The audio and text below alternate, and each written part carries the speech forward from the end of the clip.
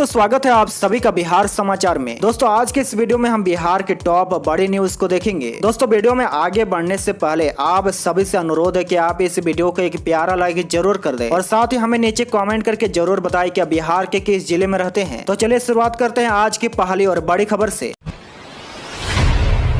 बड़ी खबर के सीआईएसएफ कांस्टेबल ट्रेड्समैन के 787 पदों पर निकली भर्ती, इस दिन से शुरू होंगे आवेदन। जहाँ देखिए सीआईएसएफ ने कांस्टेबल ट्रेड्समैन के पदों पर भर्ती निकाली है। जो भी उम्मीदवार लंबे समय से इस भर्ती का इंतजार कर रहे थे उन्हें बता दें कि ऑनलाइन आवेदन प्रक्रिया 21 नवंबर से शुरू होगी, जबकि पदों पर आवेदन करने की अंतिम तिथि 20 दिसंबर 2022 रात 11 बजे तक होगी। इस भर्ती अभियान के माध्यम से सीआईएसएफ ने कुल 787 पदों को भरने का निर्णय लिया है। इच्छुक उम्मीदवार को सलाह दी जाती है कि वह आवेदन प्रक्रिया शुरू करने से पहले भर्ती से जुड़े डिटेल्स पढ़ ले, उसके बाद आवेदन फॉर्म को भरना शुरू करे ताकि किसी प्रकार की गलती न हो। शैक्षणिक योग्यता की बात करें तो अभ्यर्थियों को किसी भी मान्यता प्राप्त बोर्ड से 10वीं पास होना अनिवार्य है। साथ ही उम्मीदवार की न्यूनतम उम्र 18 साल और अधिकतम उम्र 22 साल होनी चाहिए। वहीं आवेदन फीस की बात करें तो जनरल, ओबीसी और ईडब्ल्यूएस को 100 रुपए तथा अनुसूचित जाति, अनुसूचित जनजाति को कोई फीस नहीं देनी होगी।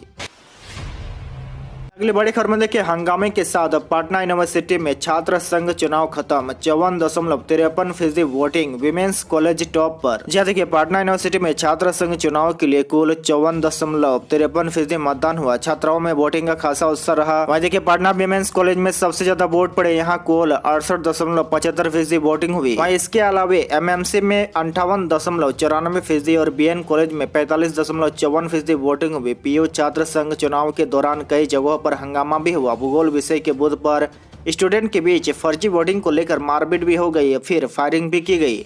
पटना विमेंस कॉलेज में वोटर्स को रसगुल्ले बांटने पर भी विवाद हुआ। और में देखिए, गया में ठंड ने तोड़ा 3 साल का रिकॉर्ड, उत्तर बिहार में छाया रहेगा कोहरा, जाने मौसम अपडेट। जी देखिए, बिहार की राजधानी पटना समेत प्रदेश भर में ठंड शुरू हो गई है। वहीं सुबह सुबह कुहासे की स्थिति बनी हुई नजर आ रही है। प्रदेश के कई जिलों में सुबह 6 बजे तक हल्का कुहासा देखा जा रहा है। वहीं देखिए, बिहार में पछुआ हवाओं के कारण ठंड का असर देखा जा रहा है। मौसम विभाग के अनुसार अगले 5 दिनों तक मौसम साफ रहने की संभावना है। वहीं देखिए, मौसम विभाग पटना की ओर से आधिकारिक पूर्वानुमान के अनुसार अगले 4 दिनों तक प्रदेश में पश्चिमी व उत्तरी पश्चिमी हवा चलेगी। इसके बाद आकाश में थोड़े बादल छाए रहेंगे। साथ ही देखिए, बिहार में पछुआ और उत्तर पछुआ हवा का चलना जारी है, जिससे पटना और प्रदेश के 17 अन्य जिलों में तापमान में गिरावट दर्ज की गई है। जानकारी के अनुसार 2019 में 22 नवंबर को गया का न्यूनतम तापमान 12 डिग्री सेल्सियस रिकॉर्ड किया गया था। वहीं 3 साल बाद 18 नवंबर को गया का न्यूनतम तापमान का रिकॉर्ड टूट गया है। मौसम विज्ञान केंद्र पटना की माने तो प्रदेश भर में गया कल सबसे ठंडा शहर रहा। यहाँ तापमान में ज्यादा गिरावट दर्ज की गई। हालांकि राज्य के अन्य जिलों में न्यूनतम तापमान में ज्यादा कमी नहीं देखने को मिल रही है। में देखिए, बिहार में अब ट्रेनों में बिहारी डिश का तड़का, लिट्टी चोखा, दही चूड़ा व मखाना खीर का स्वाद, जाने आईआरसीटीसी का फूड प्लान। जहाँ देखिए, रेल मंत्रालय के द्वारा ट्रेनों में खान पान सेवाओं को बेहतर बनाने तथा क्षेत्रीय व्यंजनों को प्राथमिकता के साथ बढ़ावा देने के लिए इंडियन रेलवे कैटरिंग एवं टूरिज्म कॉर्पोरेशन के मेनू में जरूरी बदलाव करने की छूट दी गई है। इसके तहत अब पूर्व मध्य रेल की ट्रेनों में अब यात्रियों को बिहारी लिट्टी चोखा ही नहीं, दही चूड़ा, मखाना की खीर व घुगनी भी मिलेगी। बिहार से चलने वाले लंबी दूरी की ट्रेनों में स्थानीय भोजन उपलब्ध कराने की योजना के अंतर्गत ट्रेन जिस स्टेशन से शुरू होगी वहां के स्थानीय भोजन मेनू में शामिल रहेगा। जिस तरह आपने भारत के ट्रेनों में इडली डोसा जरूर खाया होगा, पश्चिमी भारत के ट्रेनों में भी स्थानीय व्यंजन दिए जाते हैं। अब बिहार के ट्रेनों में भी स्थानीय व्यंजन दिखेंगे। आईआरसीटीसी योजना के तहत रेल यात्रियों को ट्रेन में नाश्ते में लिट्टी चोखा, दही चूड़ा व घुगनी व मखाना दिए जाएंगे। बड़ी खबर में देखिए, बिहार के 2 पूर्व डिप्टी सीएम को मिला बंगला खाली करने का नोटिस, नीतीश सरकार ने लगाया 2,36,000 का जुर्माना। जहाँ देखिए, बिहार के उप मुख्यमंत्री तेजस्वी यादव को पद और मंत्रालय तो मिल गया, लेकिन अभी तक उनको सरकारी बंगला नहीं आवंटित किया गया है। इसका मुख्य कारण यह बताया जा रहा है कि बिहार के पूर्व उप मुख्यमंत्री तारकिशोर प्रसाद अभी भी इस बंगले को खाली नहीं किए हैं। यही हाल बिहार में भाजपा जदोई शासन काल में बने एक और पूर्व उप मुख्यमंत्री रेणु देवी का भी है। साथ ही विजय कुमार सिन्हा का भी मामला एक ही जैसा है, जिसके बाद अब बिहार सरकार द्वारा इन लोगों को एक नोटिस भेजा गया है। साथ ही इन लोगों पर जुर्माना भी लगाया गया है। जिसके बाद इस पूरे मामले को लेकर रेणु देवी का प्रतिक्रिया सामने आया है। बिहार के पूर्व उप मुख्यमंत्री रही रेणु देवी ने कहा कि हमारे पास जो नोटिस आया है उसमें 30 गुना से अधिक जुर्माना लगाया गया है। उन्होंने बताया कि कुल 2,36,000 का जुर्माना लगाया गया है, जिसके जवाब में हमने लिखा है कि हमारे लिए जो तय जगह है उसे मरम्मत करवा कर उपलब्ध करवा दिया जाए तो हम वहाँ चले जाएंगे। उन्होंने कहा कि आखिरकार हम जुर्माने किस चीज का दे जब हमारी कोई भी गलती नहीं है। इसके आगे रेणु देवी ने बिहार सरकार पर आरोप लगाते हुए कहा कि बिहार सरकार भाजपा नेताओं के साथ साजिश कर रही है। जदयू और महागठबंधन के कई ऐसे नेता हैं जो गैर कानूनी तरीके से बांग्ला पर कब्जा जमाए हुए हैं, लेकिन यह सरकार उन पर कोई नोटिस नहीं देती है। साथ ही उन्होंने कहा कि मैं महिला और अति पिछड़ा समाज से आती हूँ, इसलिए ये लोग मुझे परेशान कर रहे हैं, लेकिन इनको समझना चाहिए कि मैं कमजोर नहीं हूँ बल्कि ताकतवर हूँ। बड़ी खबर में देखिए, संजय जायसवाल का तंज, कहा नीतीश के गुर्गे का सरकारी बंगले पर है कब्जा, सदस्यता जाने के बाद भी नहीं खाली हुआ मकान। जी देखिए, बिहार के माननीय को मिलने वाले सरकारी बंगले को लेकर भाजपा के प्रदेश अध्यक्ष संजय जायसवाल ने बिहार सरकार और मुख्यमंत्री नीतीश कुमार पर जोरदार हमला बोला है। भाजपा नेता ने कहा कि सरकार माननीय को मिलने वाले बंगले को लेकर एक तरफा कार्य कर रही है। दरअसल बिहार सरकार की तरफ से बिहार के पूर्व उप मुख्यमंत्री रेणु देवी और तारकिशोर प्रसाद के साथ ही एक साथ नेता प्रतिपक्ष विजय कुमार सिन्हा को जल्द बंगला खाली करने का नोटिस मिला है। जिसके बाद अब इस मामले को लेकर बिहार भाजपा के नेता संजय जायसवाल ने जोरदार हमला बोला है। उन्होंने कहा कि नीतीश कुमार के गुर्गे से बंगला नहीं खाली करवाया जा रहा है। संजय जायसवाल ने कहा कि जो लोग विधायक और विधान परिषद नहीं है उनके खिलाफ बंगला खाली करने के लिए कोई कार्रवाई नहीं हो रही है, जबकि उनकी सदस्यता 6 माह पहले ही समाप्त हो गई है। ऐसा सिर्फ इसलिए हो रहा है क्योंकि उन्हें नीतीश कुमार का सपोर्ट मिल रहा है। वह मुख्यमंत्री के एजेंट है, यह हमेशा से एजेंट पालते रहे हैं। हालांकि संजय जायसवाल ने किसी का नाम नहीं लिया, लेकिन इशारों में इनका इशारा किसको लेकर था यह बिल्कुल समझा जा सकता है। दूसरी तरफ देखिए, मुकेश सहनी बोले जायसवाल की दिमागी हालत ठीक नहीं, सड़क छाप पार्टी के अध्यक्ष जैसा दे रहे हैं बयान। जहाँ देखिए, वीआईपी के अध्यक्ष मुकेश सहनी ने बीजेपी के प्रदेश अध्यक्ष संजय जायसवाल पर पलटवार किया है। जदयू के बी टीम कहे जाने वाले भड़के मुकेश सहनी ने कहा कि वे एक शर्त पर बीजेपी की ए टीम बन सकते हैं, इसके लिए भी साध समाज को आरक्षण देना होगा। साथ ही मुकेश सहनी ने यहाँ तक कह दिया कि संजय जायसवाल की दिमागी हालत ठीक नहीं है, इसलिए वे सड़क छाप पार्टी के प्रदेश अध्यक्ष की तरह बयान दे रहे हैं। सरकार द्वारा आवंटित बंगले को लेकर सवाल उठाने पर उन्होंने बीजेपी को आड़े हाथों लिया है। उन्होंने कहा कि देश के सबसे बड़ी पार्टी के प्रदेश अध्यक्ष एक सड़क छाप पार्टी के प्रदेश अध्यक्ष की तरह बयान दे रही है। देश के प्रधानमंत्री सबका साथ सबका विकास की बात करते हैं और उन्हीं के पार्टी के लोग एक पिछड़े सड़क को लाना चाह रही है। सनी ने बताया कि उन्होंने बंगला खाली करने के लिए सरकार से समय मांगा है। फिलहाल वे 30 गुना अधिक फाइन देकर बंगले में रह रहे हैं। साथ ही देखिए, संजय जायसवाल द्वारा उन्हें नीतीश का गुर्गा कहे जाने पर मुकेश सहनी ने कहा कि बीजेपी के लोग वीआईपी को जदयू की बी टीम बता रहे हैं, लेकिन अगर बीजेपी निषादों को देती है तो वीआईपी बीजेपी की ए टीम बन जाएगी।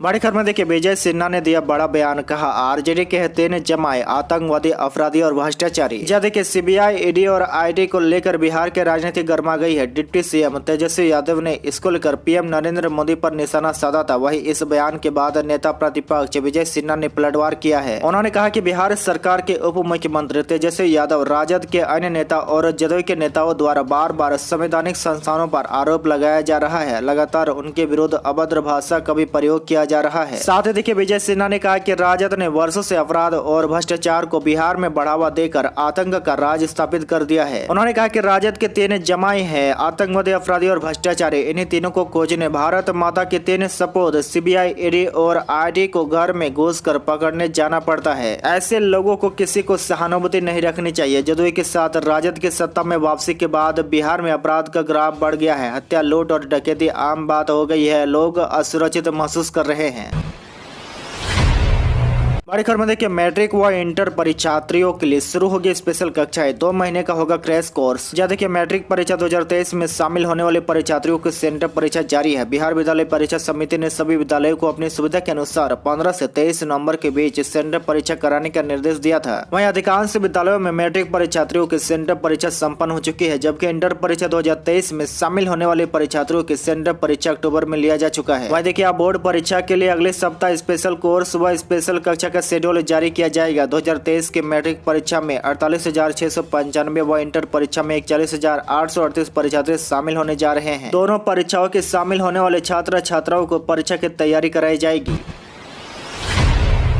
घर में देखिए गोड्डा टू पीरपैंती नई रेल लाइन को मिली मंजूरी। बिहार के इन जिले के लोगों को मिलेगा लाभ। देखिए पीरपैंती से गोड्डा के बीच बनने वाले नई रेल लाइन के निर्माण का रास्ता साफ हो गया है। इसे नई रेल लाइन बनाने के लिए रेल मंत्रालय ने स्वीकृति दे दी है। नई रेल लाइन के निर्माण में रेलवे पूरी राशि देने को तैयार है। आपको बता दें कि जसीडीह पीरपैंती के कुल 99.73 किलोमीटर में गोड्डा पीरपैंती खंड 61.619 किलोमीटर रेल लाइन का निर्माण कार्य होगा। यह नई रेल लाइन 1384 करोड़ रुपए से बनेंगे। वहीं पहले इसे केंद्र व झारखंड सरकार के द्वारा 50-50% योगदान से बनाना था, लेकिन रेल मंत्रालय अब इसे खुद अपने खर्च से बनाएगा। इस परियोजना का काम रेल मंत्रालय की गति शक्ति योजना से किया जाएगा। आपकी जानकारी के लिए बता दें कि पीरपैंती गोड्डा नई रेल लाइन के बनने से देवघर, मोहनपुर, सरैया घाट, पड़ैया घाट, गोड्डा, पत्थरगामा, बंतसराय, महागमा, मेहरमा व पीरपैंती प्रखंड के लोगों को इसका लाभ मिलेगा। साथ ही साहेबगंज रेलवे पुल के निर्माण के बाद पूर्णिया, कटिहार, किशनगंज, सीमांचल के लोगों को भी इससे राहत मिलेगी। इसके अलावा भागलपुर से रांची जाने के लिए भी यह तीसरी लाइन विकल्प भी होगा। खबर में देखिए बीपीएससी 68वीं की अधिसूचना जारी। निगेटिव मार्किंग के साथ परीक्षा में कई बदलाव। जी देखिए बड़ी खबर, बिहार लोक सेवा आयोग ने शुक्रवार को 68वीं प्रारंभिक प्रतियोगिता परीक्षा की अधिसूचना जारी कर दी है। इसके लिए ऑनलाइन आवेदन 25 नवंबर से किया जा सकेगा। वहीं आपको बता दें कि अभ्यर्थी 20 दिसंबर तक आवेदन कर सकते हैं। इस परीक्षा के तहत 281 पदों पर नियुक्तियां होगी। किसी प्रकार की त्रुटि पर सुधार के लिए आवेदन के अंतिम तिथि के बाद 10 दिनों तक का समय रहेगा। अधिक जानकारी के लिए आयोग की वेबसाइट www.bpsc.bihar.nic.in पर जाकर जानकारी ली जा सकती है। आयोग द्वारा जारी अधिसूचना में स्पष्ट कहा गया है कि आवेदन से पहले अभ्यर्थी आवश्यक दिशा निर्देश को पढ़ ले। वहीं देखिए आयोग के सचिव सह परीक्षा नियंत्रक अमरेंद्र कुमार ने बताया कि आयोग की ओर से परीक्षा में कई बदलाव किए गए हैं। ऐसे में अभ्यर्थी आवेदन भरने से पहले पूरे निर्देश को पढ़ ले। उन्होंने स्पष्ट किया कि प्रारंभिक परीक्षा से पहले आने वाले वैकेंसी को इसमें शामिल किया जाएगा। साथ ही उन्होंने बताया कि विज्ञापन के लिए आने वाले आवेदन की संख्या के आधार पर एक से अधिक बालियों में परीक्षा आयोजित की जा सकती है। आयोग के अध्यक्ष अतुल प्रसाद ने बताया कि परीक्षा में नेगेटिव मार्किंग के प्रावधान भी किए गए हैं। कार्यक्रम में देखिए बिहार में अब 10वीं पास आईटीआई करने वालों को अब सीधे ग्रेजुएशन में मिलेगा दाखिला। जी देखिए बड़ी खबर है, बिहार में 10वीं पास आईटीआई करने वाले सभी विद्यार्थी अब सीधे स्नातक में दाखिला ले सकेंगे। राजभवन ने इस संबंध में आदेश जारी कर दिया है। राज्यपाल के प्रधान सचिव RL चौंगू ने राज्य के सभी कुलपतियों को पत्र भेजकर इस निर्णय की जानकारी दी है और इसे लागू करने को कहा है। वहीं देखिए साथ ही आईटीआई उत्तीर्ण विद्यार्थियों को लेकर उपाहुप की स्थिति खत्म हो गई है। साथ ही कॉलेज में उनके नामांकन का रास्ता भी साफ हो गया है। दरअसल बिहार में 12वीं के साथ ही 10वीं पास विद्यार्थी PRTI की पढ़ाई करते हैं। 12वीं पास विद्यार्थी तो स्नातक में आसानी से नामांकन लिया करते थे, लेकिन 10वीं पास करने के बाद ITI करने वाले छात्र स्नातक में नामांकन नहीं ले पा रहे थे। हालांकि शिक्षा विभाग की ओर से इस बाबत पहले ही आदेश जारी किया जा चुका है, लेकिन विश्वविद्यालय प्रशासन उसे यह कहते हुए मानने से इनकार कर देते थे कि राजभवन की ओर से ऐसा कोई आदेश जारी नहीं किया गया है।